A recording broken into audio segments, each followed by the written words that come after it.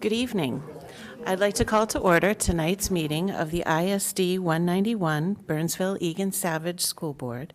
The date is February 6th, 2020, and the time is 6:30. I'd like to start by welcoming everyone who's here in our audience, and also for those who are tuning in at home. We always appreciate knowing that our community's watching our work, and on behalf of our students. Director Hume, would you please lead us in the pledge? To the flag of the United States of America and to the republic for which it stands, one nation, under God, indivisible, with liberty and justice for all. Thank you. We will start tonight by approving the agenda. I will take a motion. So moved. Moved by Director Schatz. Second? Second. Seconded by Director Chester. Any discussion? Hearing none, all those in favor of approving the agenda, please signify by saying aye. Aye. Opposed, nay, and the motion carries. Starting the information portion of our meeting, we will start by receiving a report on variances, and I'd like to welcome Stacy Sovine, Executive Director of Human Resources, to the speakers table. Welcome.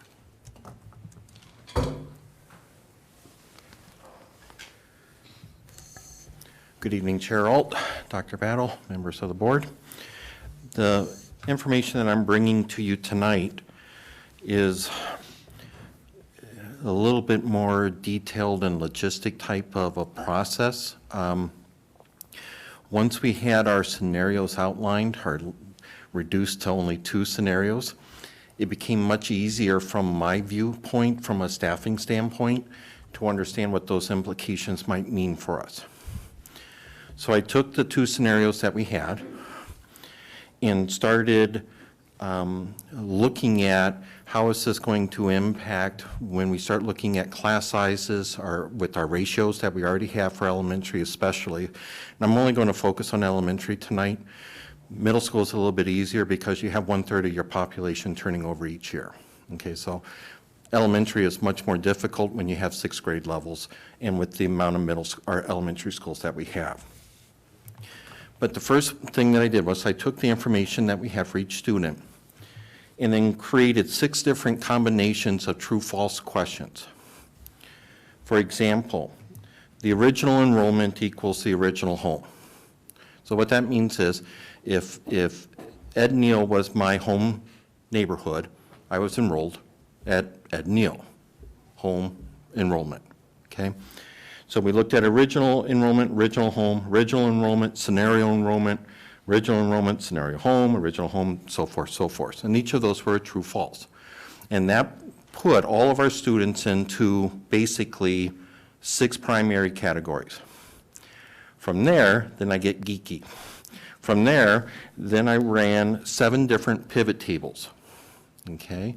And the pivot tables continue to break that information down a little bit more, that data. And what that allowed me to look at was the students who were not impacted in any way, okay? Their home school isn't changing, their, the site of their, the school that they were enrolled in wasn't going to change. Nothing was changing for them. That was 1,683 students, okay? The next pivot table looked at students who had a variance to a third school that wasn't going to be impacted when the 2 home schools underneath them changed. Again, my resident school may have been Gideon Pond. I was open enrolled to Ed Neal. Next year, my resident school would be Vista View. So my variance to Ed Neal really isn't impacted in any way, even though my resident school is changing underneath me.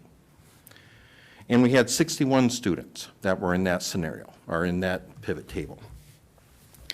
Then we looked at our open enrollments into the district. MW and Sioux Trail have 31 open enrollments into those 2 schools. The other schools have 217 students that are open enrolled into them. I call out the ones for MW and Sioux Trail because those 31 students, we will need to get a new preference as to where they want to go. So open enrollments include like the top 3 preferences that they would like. We're obligated, because we're an A&I district, to accept them in to the district, but we do get the choice of what school has capacity or where we can place them. Okay, so that's why those students were called out specifically. We have students with variance to another school where the home school that they currently, or that their neighborhood is, won't be changing. And that's 394 students. So those students have variance to another school that's still valid, even though their home school also isn't going to change. We have 33 students who were varianced to a school whose school will now become their home school, their neighborhood school. Okay. And we have 600 students that, as a result of the boundary changes or school closings, that are going to be impacted. So we were able to kind of get all the way down to that level. Of those 600 students, only 218 of them are ones who are going to be impacted because of the boundary change specifically. Okay, so again, I'll go back to, we have schools that are students who are, the homeschool right now is Vista View, whose next year's school will be Ed Neal. So some of those students may want to return back to Vista View next year, okay? Students that are kind of in that group, 218. So what I was able to do then, once I had that information of kind of, here's all of the variables and the scenarios for this. With everything going on, it's really those 218 students that can kind of sway the enrollment one way or another at a building. So as I looked at our current class size ranges for kindergarten all the way up through 5th grade, where those students fell as far as their enrollment for next year. So I rolled those students up. I allowed for our normal attrition per grade level. I ran it with those 218, all of them wanted to go back. So that was kind of one look. Or those 218, all of them wanted to stay where their new assignment was, or their new school was. What I was really looking for were the peaks on the class sizes and building capacity. I was trying to determine what risk, if you will, there really was moving the rest of the numbers, assuming that the variances were all going to be honored, okay? Because we already know that one of the possibilities is for the board to suspend our variance process and send everybody back. So the boundary proposals would reflect everybody going home, variances and everything, everybody goes back. So I already knew what that risk was, if you will. This, on the other side, is I needed to start gauging it out. Every year we have hotspots. Hotspots are those classes that are over 1 or 2 students, or I need another possible class in a building. Looking at all the numbers, playing this out to our risk and everything else, I don't anticipate any more hotspots as a result of keeping our variance policy as it is and our practices moving forward from any other year. And that is how I got there. And from there, I'll hand it off to questions or anything that you may have. Great. Thank you. That was very helpful. Board members, any questions or comments? Dr. Schatz? Thank you, Stacy. That was actually a really great question that was hoping was going to come out of all of this, you know, because we've been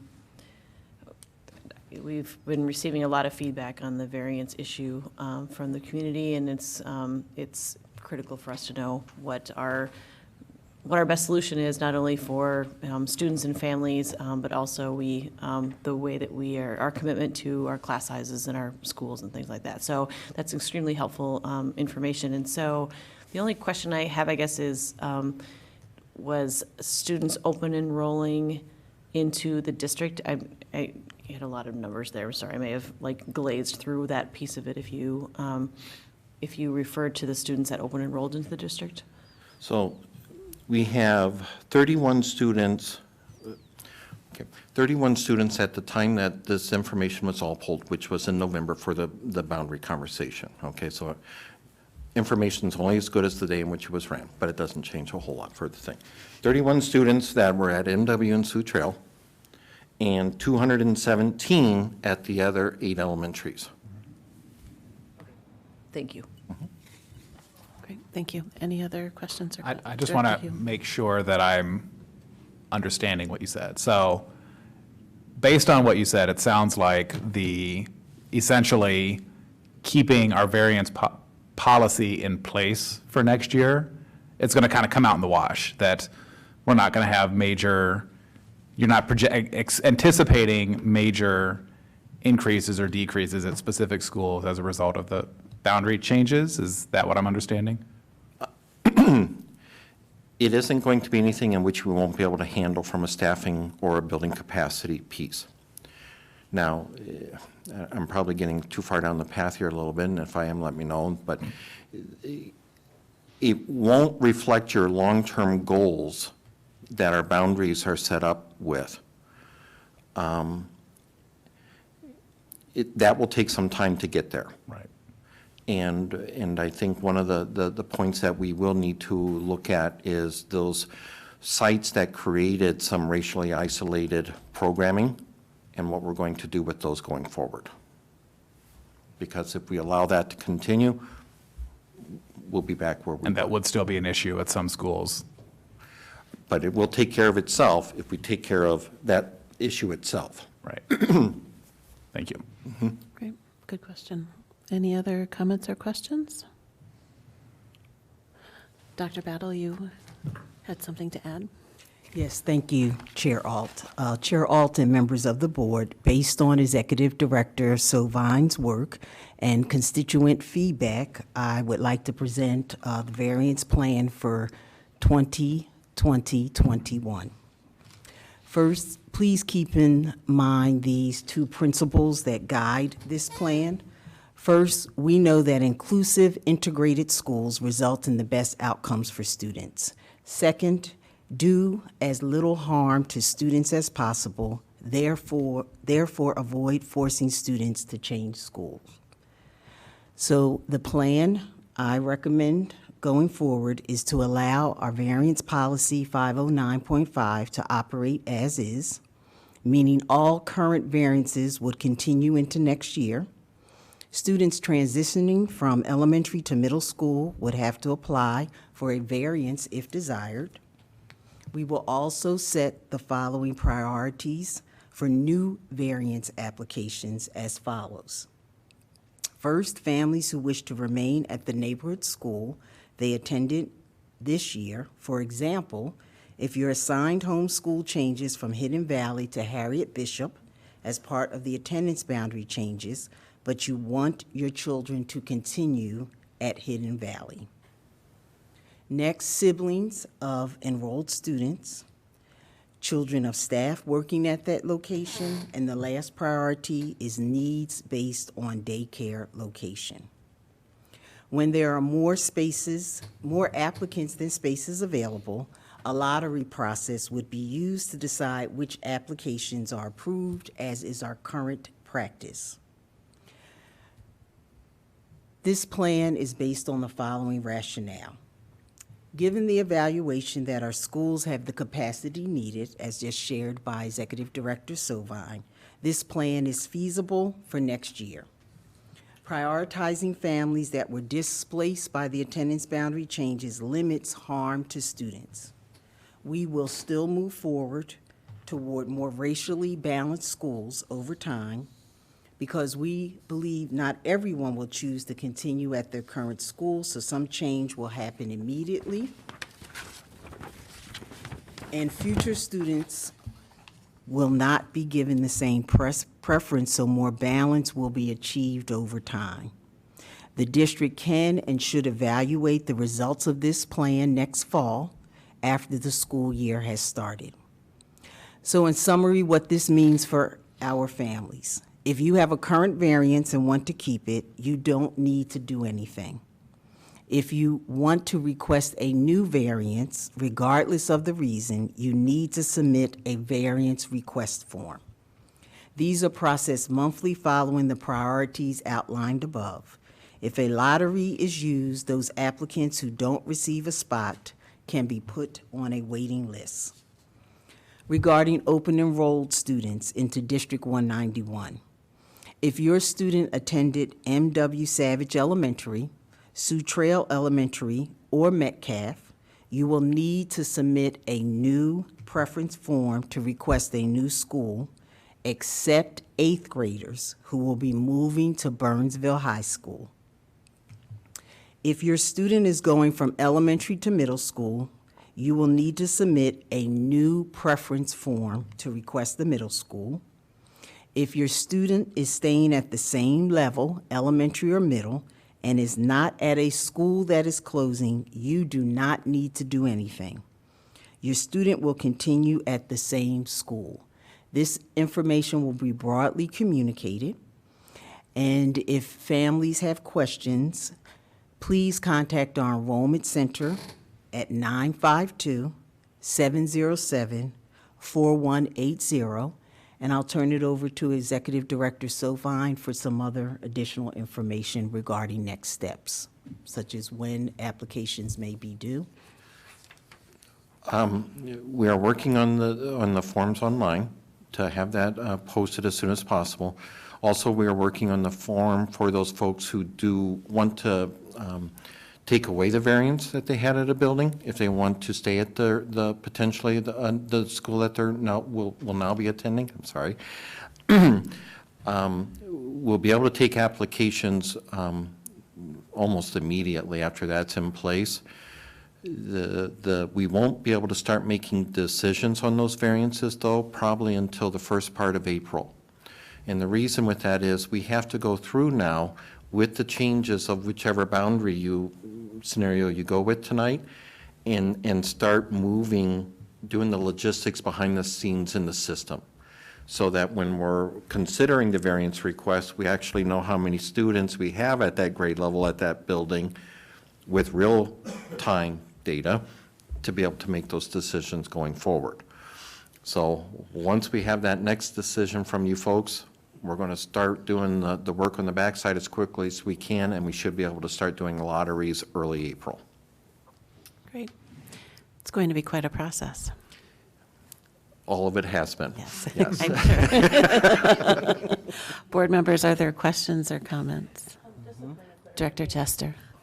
For the families of Sioux Trail and M.W. Savage who would want to be doing a potential variance because they may want to select a different school than what would be identified as their home school, would their priority setting be the same as that top piece, of where they would do a new application, but they're in that first tier, right? If that makes any sense. I kind of want a chart, but. Yes.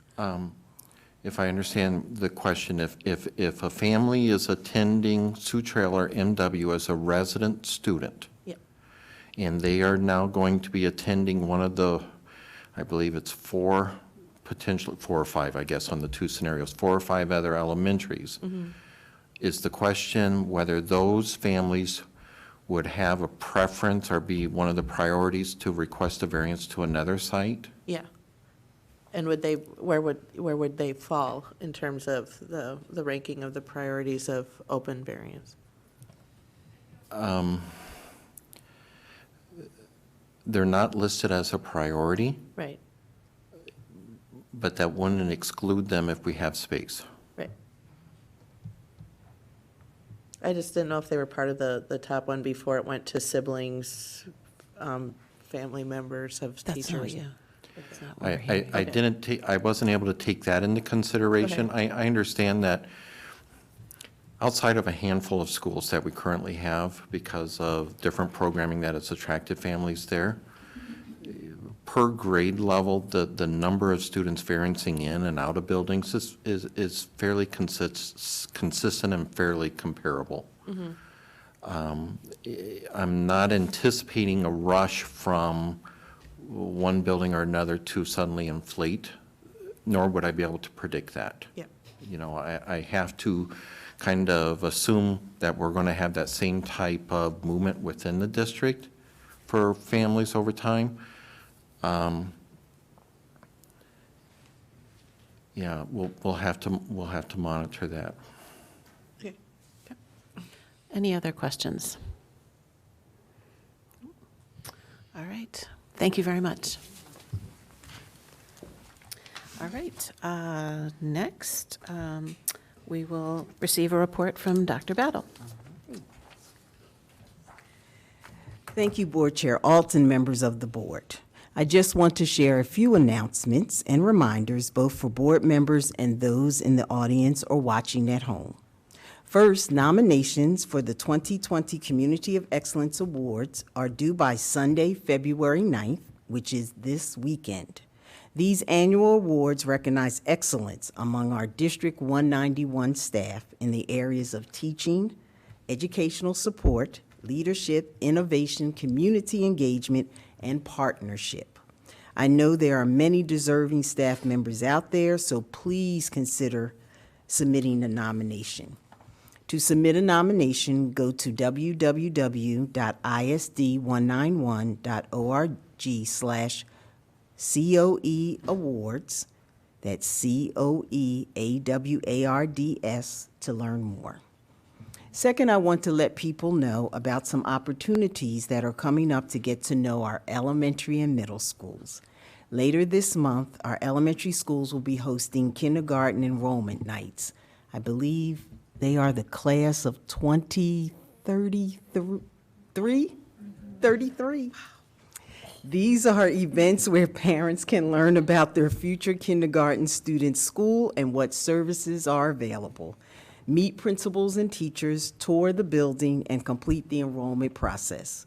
These events are a perfect way to get a first look at your future school. In addition, elementary schools and middle schools will be hosting tours and open house events in the coming weeks. We know many of our students may be attending new schools next year, and we want to make sure they and their parents feel welcome and have their questions answered. I know a lot of information will be going out to parents this week, so please watch for that or go to your school's website for more information.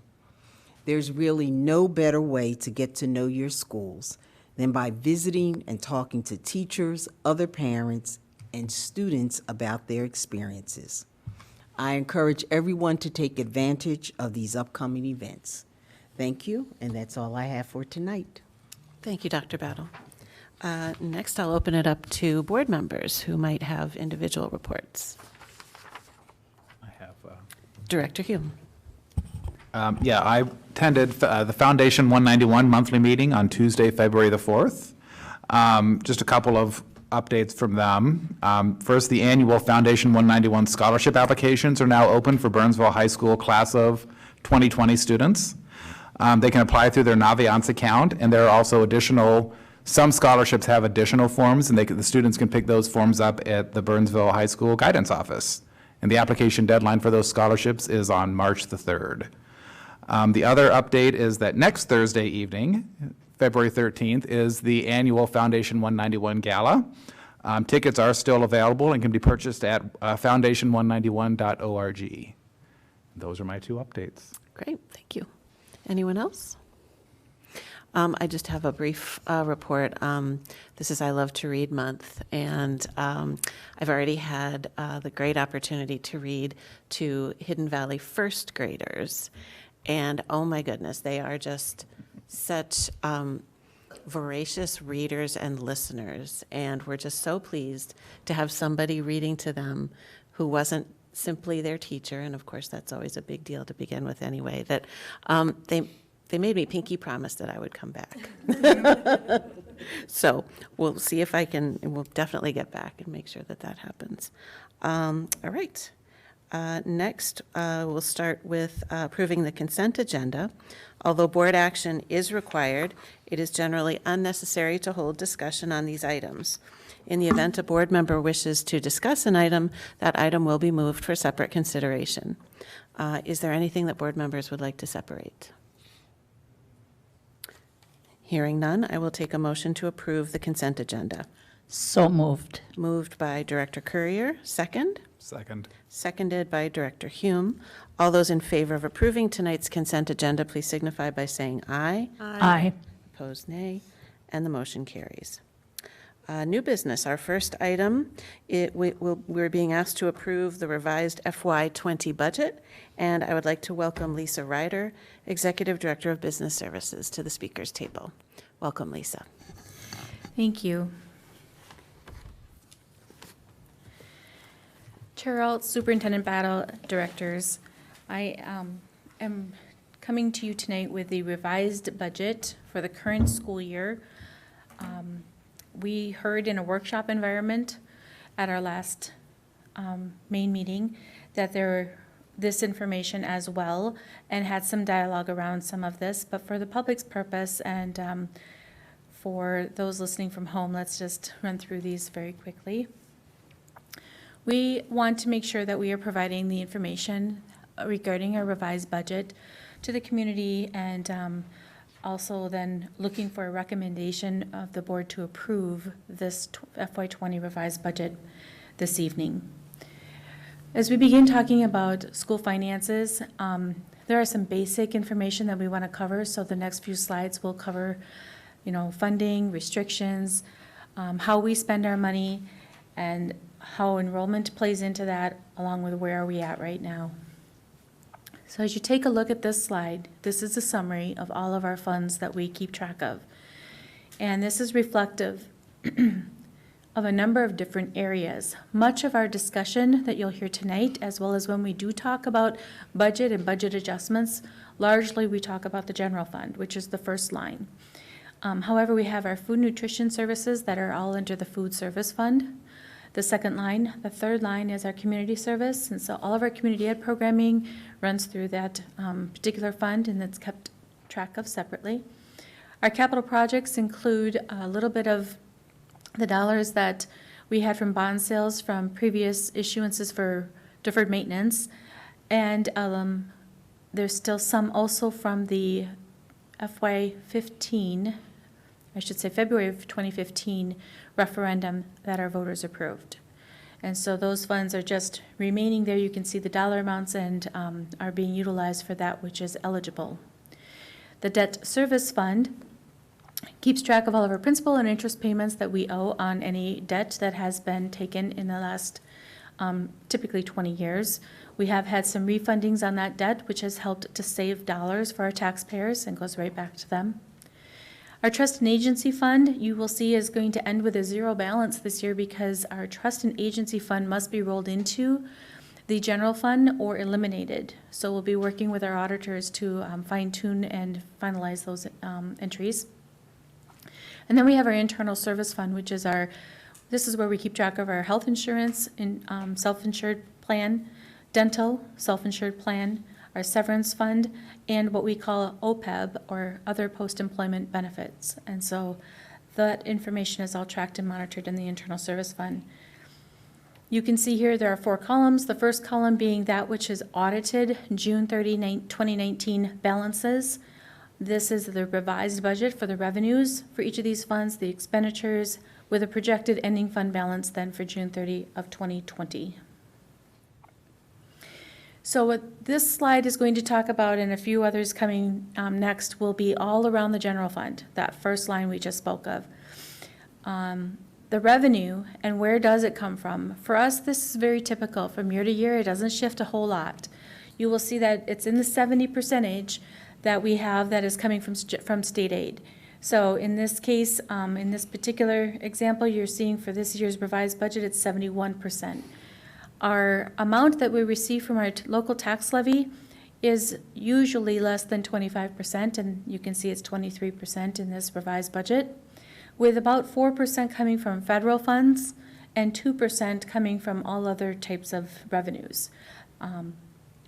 The various different sources that we have sometimes do mean there are restrictions, particularly like in the federal area, as well as some of that state aid, which and levy, where there's dollars specifically for only certain purposes. Some of those restrictions might be in the area of, say, capital funds, where they can only be used for facilities and those projects. Title funds, for example, are federal dollars that you can only use when you're talking about students who are in need or at risk. And our technology levy, when we approved that, our voters, they understood that those dollars would be used specifically for technology, and that's what they're used for. Community education and food nutrition services are essentially other restricted funds, and they need to be used only in those areas as well. As we take a look at the expenditures, we're talking really only about the general fund again. And yet, from year to year, these numbers also don't change a whole lot. It's usually the fact that 80% of our budget is on people. And you can see that's the case here when we look at a revised budget as well. The other 20% is on the supplies and facilities, contracted services, as you can see. Of that 80% that is people, we wanted to be able to help people understand how does that break down. So this chart is intended to show you those same dollars that make up the 80% of our revised budget, and of those people, what type of work, or what, in this case, what we're using is the bargaining group. What bargaining group do they fall into? So that kind of helps to guide us as to what kind of work they might be doing. But you can see there's a column for the sum of the FTEs, there's a column for the total salary, a column for benefits, a column for the combined salary and benefits, and then what percentage of this list does that group make up, okay? And so you can see that, you know, almost $7 million is for 80% of our budget and is in the people's. If we take a look at our general fund, same dollars that we were just referring to, but now we kind of look at it a little differently. And now we're looking at it as to, like, what kind of area or purpose is it? So now we're trying to figure out, is this instructional and instructional support, or is it something more like transportation or maintenance or admin? Okay, and so that's what this graph is intended to do, is kind of break it down that way. And so we're still talking about the same $31.8 million for the general fund, and you can see that 76.3% is on instruction and instructional support, and that state average is typically around 71% for Minnesota. Our admin is at 4.5%, where the state average is 4.6%. We have talked at length about our need within our budget and the challenge that exists around balancing that budget. And so we need to be clear on the fact that the aid portion that we receive does tend to fall behind that which is considered inflation-adjusted numbers. So as you take a look at this graph, the intent here is to show on the blue line, here's what the formula has been over these years per pupil, compared to if we had seen inflation rates applied in each of these years, where would that number have been? And there is a gap of about $596 as of 2019. So this is our continued challenge, not just ISD 191, but all of our schools in the state of Minnesota. And this does make our balancing of the budget difficult.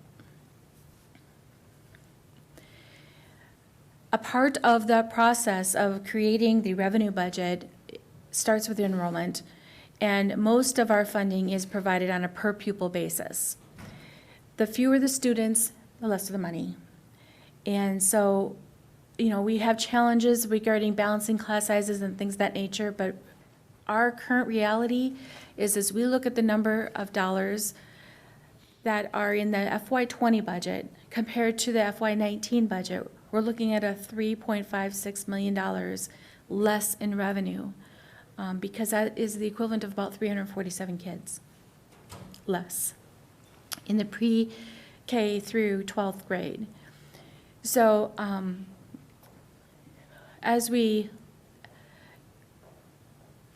although the primary cause of our budget shortfall, it's a combo. It's the enrollment, but it's also that formula not being able to keep up as well.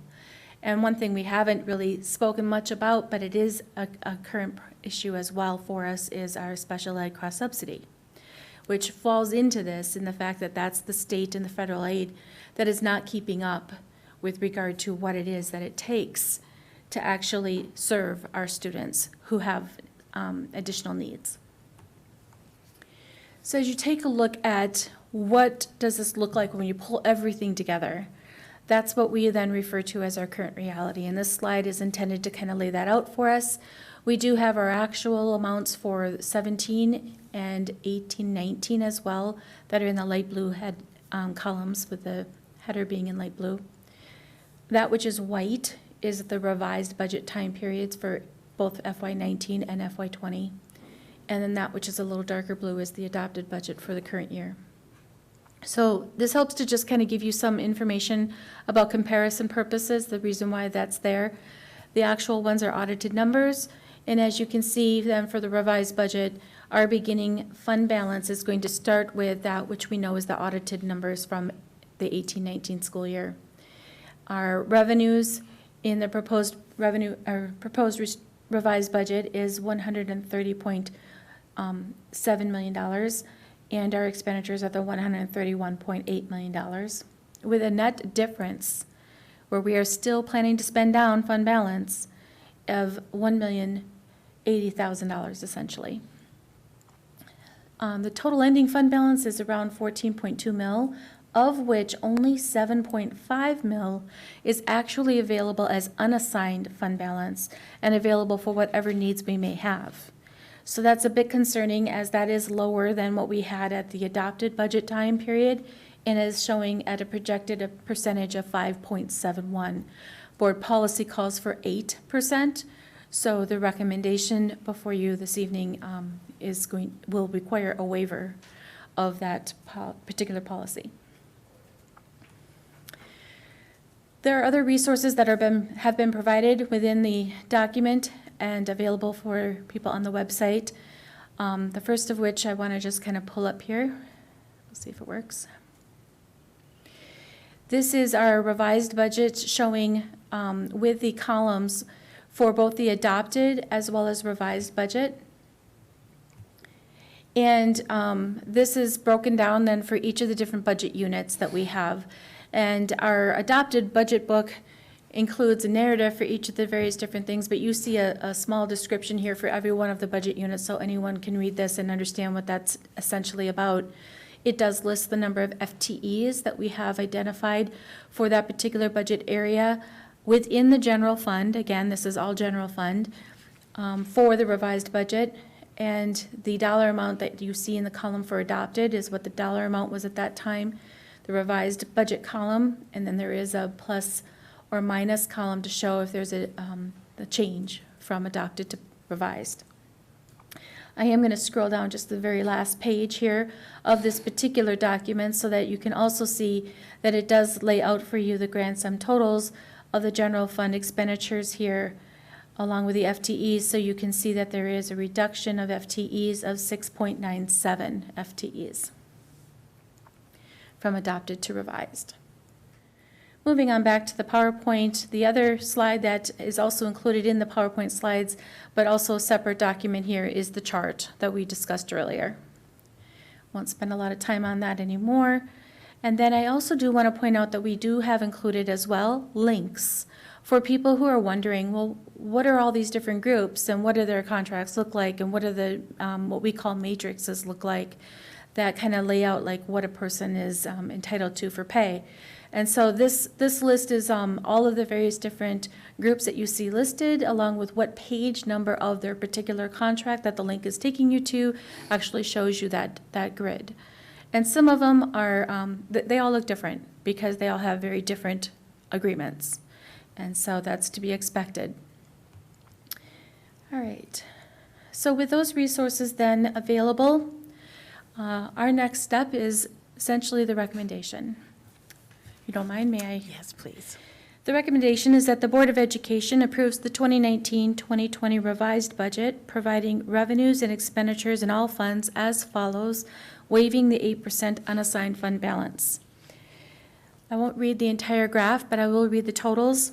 of all funds. Revenue budget, $180,308,051. Expenditure budget, $182,193,800, with a total all funds difference between revenues and expenditures of $1,885,749 spent down. Great, thank you very much, Lisa. I'll take a motion to approve the recommendation. Moved by Director Schatz, second. Second. Seconded by Director Courier. Questions?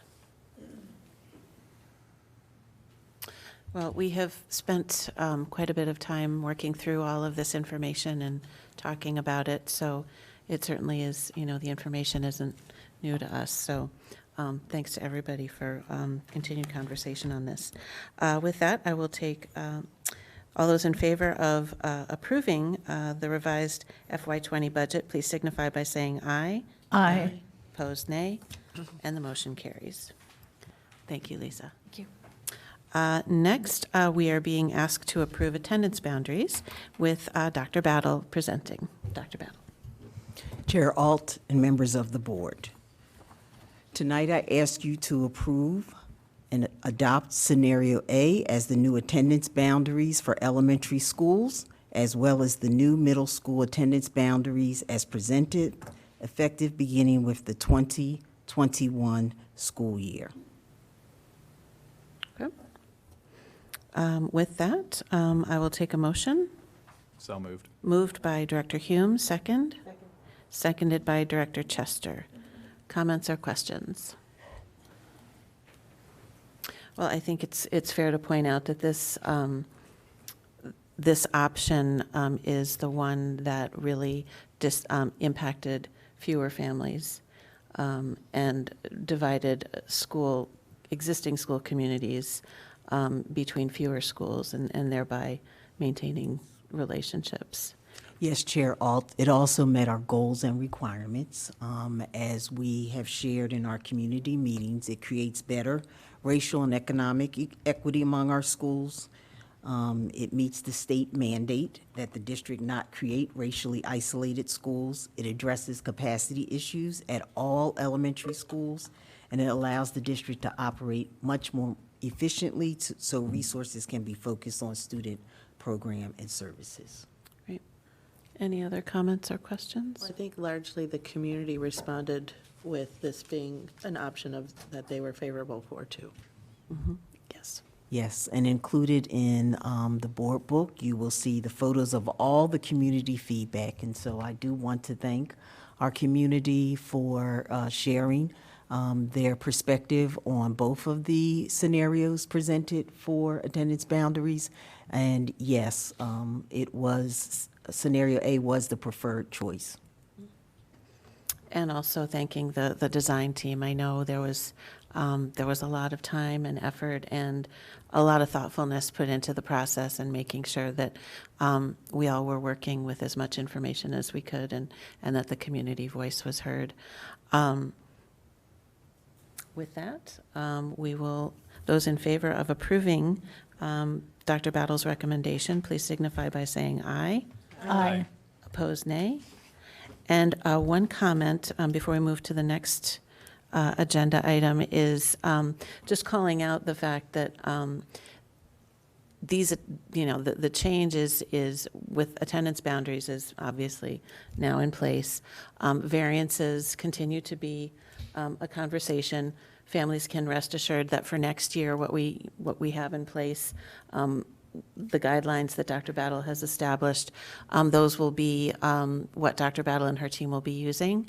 And the recommendation is that we come back in the fall and actually look at the data and see where we landed in terms of building capacity, class sizes, and making sure that our schools are equitable and choice is not creating racially or economically isolated schools. So thank you all. Next, we are being asked to approve the proposed revisions. Oh, yes. Sorry, I forgot one thing. Also, as part of that conversation, I know there are questions about magnet schools.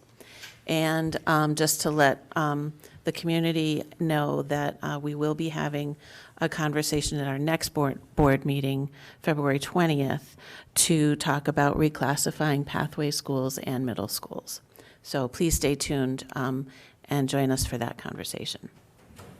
Now we're off to approving the proposed revisions and readopt the unchanged language in the 2019-2021 master agreement with the operations and maintenance supervisors. Welcome back, Stacy. Thank you. Bringing to you tonight the terms and conditions of employment for our ops supervisors. We met twice to review their language, made some adjustments to their longevity as well as boiler licenses. Also placed on the salary schedule $2,000 each year. One of the things that I want to point out is that the overall package is a little bit higher than what we're using for most of our units.